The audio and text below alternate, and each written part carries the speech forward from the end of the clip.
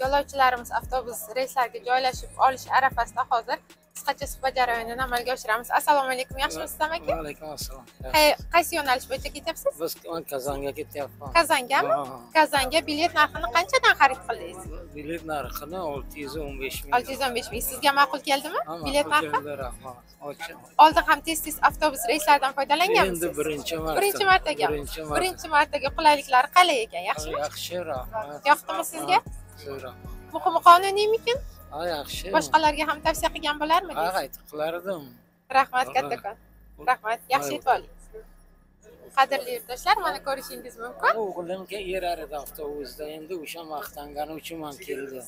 O'tgan safar ham shu avtobusda shitdan o'g'lim bir 3-4 marta borib kelar edi. Men endi o'shaga birinchi marta ketyapman. Bir samolyot maz avtobusdan borayin deb kelgan maqsadda. Yoqdimi?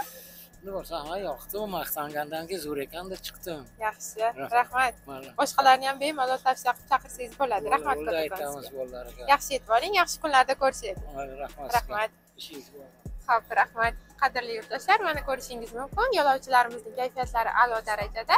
Sizga ham xuddi shunday Kazan yo'nalishi bo'yicha ishonchli biletlar kerak bo'lsa, bemalol ekrandagi nomerlarga murojaat qilib, batafsil ma'lumot olishingiz mumkin. Keyingi efirlarda ko'rishguncha xayr, salomat bo'ling.